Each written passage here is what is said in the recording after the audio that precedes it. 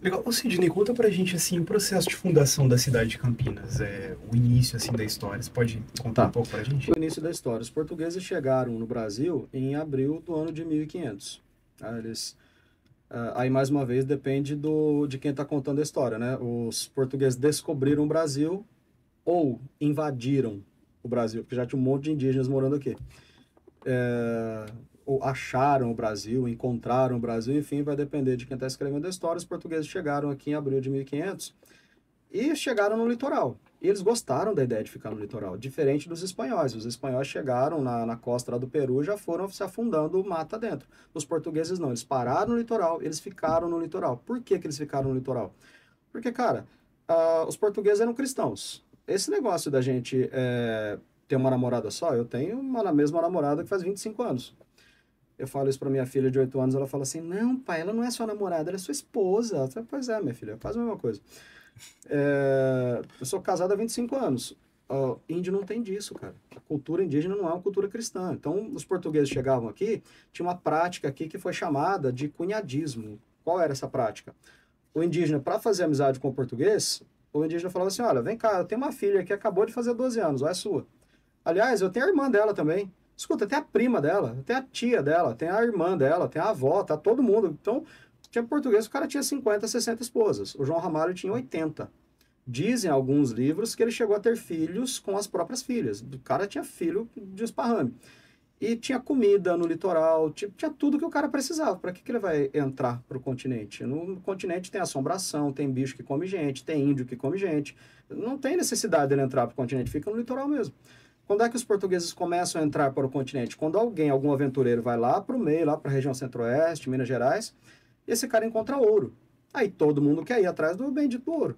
Então a população que estava em São Paulo começa a se deslocar para Minas Gerais e para a região de Goiás.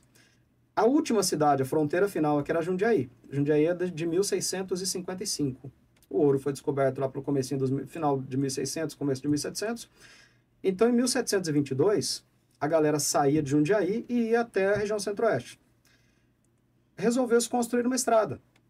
Essa estrada ia de Jundiaí até Goiás, foi chamada de Estrada dos Goiáses, mais ou menos 1.000 quilômetros de extensão. E enquanto os caras iam abrindo essa estrada, lá em 1720, 1722 a 25, enquanto eles iam abrindo essa estrada, precisava parar no meio do caminho para descansar. E essa região, que era um bairro de Jundiaí, era mata fechada. Pensa na floresta amazônica, era quase a mesma coisa, que aqui era mata atlântica, a floresta amazônica é mata equatorial, é quase a mesma coisa. Então, mata fechada, o povo na época falava Mato Grosso para se referir à mata fechada. Então, aqui era a região do Mato Grosso, e no meio desse Mato Grosso tinha três campinhos, três áreas descampadas, que em geografia a gente chama de campina, uma área de mata rasteira no meio de mata fechada. Então, aqui tinha três campinas, é daí que vem o nosso nome. A primeira campina ficava ali na região onde é o Viaduto do Laurão. A segunda ficava ali onde é a Igreja do Carmo. E a terceira campina na Praça 15 de Novembro, onde está a Rua Major Solon, Rua Santa Cruz. Então, nessas três campinas, os tropeiros paravam para descansar. Logo, alguém pediu uma sesmaria e recebeu. Sesmaria era uma fazenda gigante, pensa em 30, 40 quilômetros quadrados, um pouco maior que meu apartamento, inclusive. Então, o pessoal pediu a sesmaria, ganharam a sesmaria, só que eles não vinham. O cara ganhava a sesmaria com o objetivo que aquela sesmaria fosse povoada. O governo português queria gente nessas fazendas. Só que as pessoas não ficavam aqui, montavam uma estalagem e iam embora. 1739, alguns historiadores vão dizer 1742. Vem para cá o Francisco Barreto Leme, ele vem de Taubaté, e o Francisco Barreto Leme ganha uma sesmaria. Alguns historiadores vão dizer que sesmaria, a fazenda dele ficava lá na região do Taquaral, até o centro de Campinas. Outros vão dizer que ia do centro de Campinas até a região do Bonfim, em Chapadão. O Francisco Barreto Leme, esse sim, ele povoou a região, ele é o fundador da nossa cidade. Porque ele trouxe os filhos, os irmãos, a avó, a bisavó, o padre que rezou a primeira missa em Campinas. Então o Barreto Leme começa a povoar aqui de fato. E aí, em 1774, eles tinham uma agonia muito grande. Já tinha 600 pessoas vivendo aqui e eles tinham uma agonia muito grande. Qual era a agonia? Eu não tinha padre. Veja, se tem padre na cidade ou se deixa de ter, eu estou me lixando, eu não sou católico. Mas naquela época todo mundo era católico. E todo mundo precisava do padre, porque o católico ele morria em agonia se ele morresse sem receber a extrema-unção. Eu fui auxiliar de enfermagem, eu vi muita gente falecendo no hospital, nunca vi ninguém dizendo, olha, me chama um padre que eu tô ruim. Não estou dizendo que não exista, estou dizendo que eu nunca vi. A pessoa tá ruim aqui, chama o médico, né? Naquela época, era chama o padre, porque o cara, mais do que a morte, a pessoa temia ir para o inferno. E era uma agonia para o católico falecer sem ter um padre que ouvisse a confissão dos seus pecados, né? A pessoa precisava, tinha necessidade de confessar os pecados. É nesse contexto que vem o padre Antônio de Pádua, Frei Antônio de Pádua. Ele vem para cá em 1772, mais ou menos, em 1774 reza a primeira missa, e aí é inaugurada, de fato, Campinas, segundo os historiadores, a maioria deles, 14 de julho de 1774 é rezada a primeira missa, e dá-se início a Campinas com uma identidade própria. Aí não se chamava Campinas. Primeiro era o bairro das Campinas do Mato Grosso de Jundiaí. Você achou comprido o nome? Então, viu só o que virou. É 14 de julho de 1774. Virou Freguesia das Campinas, da Senhora do Rosário. Freguesia da Senhora do Rosário, das Campinas, do Mato Grosso, da Senhora do Desterro de Jundiaí. Campinas só vai deixar de depender de Jundiaí definitivamente em 1797, no dia 14 de dezembro, quando é instalado o Pelourinho em Campinas, e aí Campinas passa a ser uma vila. Vila de São Carlos. Mudou esse nomão, que era a Freguesia das Campinas, da Senhora do Mato Grosso, da Senhora do Desterro de Jundiaí, muda para a Vila de São Carlos em 1797. Aí Campinas tem autonomia administrativa. Nossa, e a virada do nome para Campinas mesmo, oficialmente, demorou ainda? 6 de junho de 1842. Tem uma rua em Campinas, chama-se Rua Barão de Monte Alegre. O Barão de Monte Alegre era baiano, deu um bafafá danado, porque os paulistas não queriam o governador de fora, e o governador é baiano. Esse cara é tão criticado que foi esse cara, o Barão de Monte Alegre, em 1842, transformou Campinas em cidade de Campinas. Campinas, então, foi Vila de São Carlos de 1797 até 1842. Ah, por que Vila de São Carlos? Sei lá. Ninguém sabe até hoje. Tem várias teorias assim, mas não tem uma ideia fechada. Chamou-se Vila de São Carlos por quê? Até hoje isso é discutido ainda. Caraca. E como que a economia da cidade de Campinas evoluiu ao longo dos séculos? Olha, Campinas é a 13ª, 14ª cidade mais rica do Brasil. É uma cidade bem próspera, sempre foi. A economia da cidade, mais ou menos assim, começo dos anos 1720. Não tinha cidade ainda, estava se estabelecendo um povoado, ganhava-se dinheiro aqui como? Oferecendo serviços de passagem para os tropeiros. O tropeiro saía de Jundiaí, de São Paulo, ia até a região centro-oeste, 1.000 quilômetros de viagem. O cara ia, pobre, miserável, moribundo, e voltava com os bolsos cheios de ouro. Campinas oferecia passagem para esses caras, oferecia estalagem, tem roça aí de abóbora, de milho, tratava de porco, dava comida, cuidava dos cavalos. Essa era a economia na época. A partir de as plantações foram se diversificando, mas era tudo agrícola ainda. A maioria dos historiadores vai dizer que em 1795 começa a produção de cana-de-açúcar em escala mais industrial.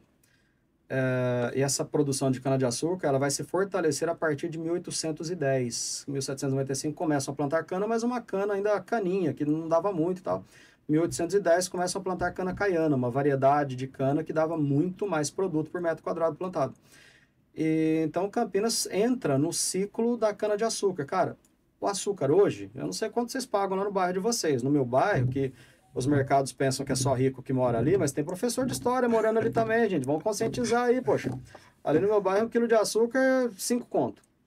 Na época, cara, século XIX, o açúcar chegava a custar R$300 o quilo.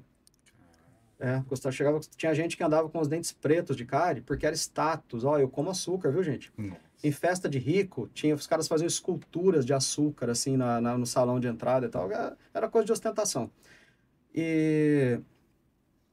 Então o açúcar dava muito dinheiro e Campinas estava no quadrilátero do açúcar, estava entre as cidades maiores produtoras de açúcar.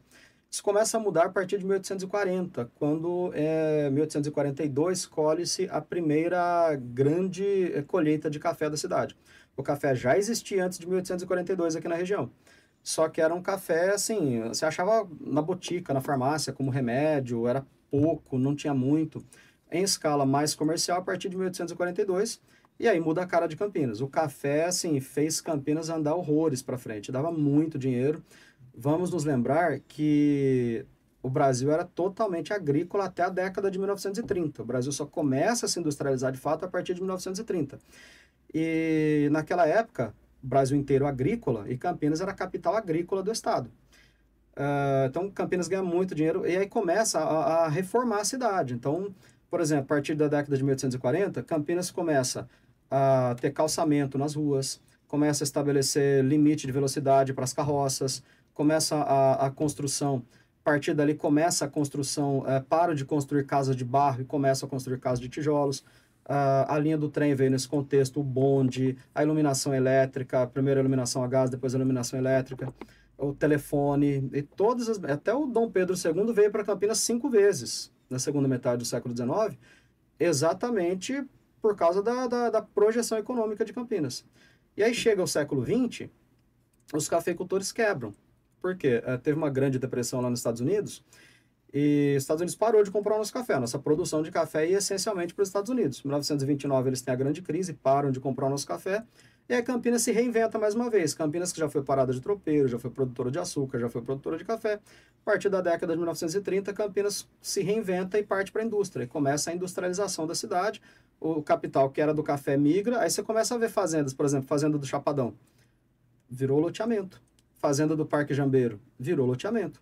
E aí começa a construir casas para atrair mais operários para trabalhar nas fábricas. Então, a economia de Campinas ela foi sendo diversificada. Cara, Campinas é uma cidade boa. É uma cidade de gente que não se deixa vencer à toa. Quem vem para cá, vem com vontade de trabalhar, tem espaço para isso, a cidade acolhe, tem para onde trabalhar, tem o que produzir, e a cidade vai se reinventando, a economia da cidade vai se reinventando. Meu Deus, como eu falo. Não, tá bom, tá aprendendo. Ótimo, Continua. O Sidney, assim, tem uns marcos históricos assim conhecidos, né, pelo público, e eu queria que você comentasse pra gente os que não são conhecidos. Marcos históricos não conhecidos em Campinas. Bom, tem aquela praça onde eu dei um beijo na Suzana pela primeira vez, mas isso eu vou contar para as minhas filhas, vai ser marco histórico para mim. Marco histórico da cidade, o que é importante aqui? Na frente, bom, a Estação Cultura é um tremendo marco histórico, inaugurado em 1872, dia 11 de agosto. Inclusive tem uma rua na cidade com o nome de 11 de agosto. Do lado do 11 de agosto tem uma rua chamada Saldanha Marinho, que era o governador de São Paulo, que é o presidente da província de São Paulo, que ajudou a instalar a ferrovia aqui. Então a Estação Cultura, cara, marco fantástico na cidade. Na frente da Estação Cultura tem um monumento, tem uma engrenagem, uma mulher segurando essa engrenagem, os 25 anos da Companhia Mogiana, 1897. Em frente à Estação Cultura tem uma fonte de água, um chafariz, cara, tem fotografias lindas daquilo, o pessoal levando os cavalos para tomar água ali, porque Campinas não tinha água encanada. Então, antes de ter água encanada nas casas, começaram a colocar chafarizes pela cidade. O único chafariz, aquele chafariz é de 1889. O único chafariz daquela época é aquele. Inclusive, algum filho de Deus fez favor de ir lá e pichar esses dias, né? Eu não estava pichado até poucos dias atrás. Outros marcos importantes, cara, a Catedral de Campinas. Cara, e olha que eu nem sou católico, a Catedral de Campinas é um marco lindaço. Aquilo, pô, a catedral começou a ser construída em 1807, só terminaram em 1883. Aquilo é enorme. O altar, cara, levou 9 anos para ficar pronto. Você olha as marcas dos cortes na madeira, não é toda trabalhadinha, feita por máquina, são cortes rústicos, feitos no machado, no formão, com lâminas à mão. Então, assim, é um trabalho artístico lindo. A Igreja do Carmo ela é mais nova, ela é da década de 1930. Que mais? Tem ali no centro de Campinas, lá onde tem a Praça Bento Quirino, em frente à Igreja do Carmo, em frente ao monumento túmulo do Carlos Gomes, tem um quadrado branco no chão. Ali foi rezada a primeira missa de Campinas. É ali que foi construída a primeira igreja de Campinas. Ali também já teve bastante gente enterrada. Enterraram bastante gente ali, inclusive.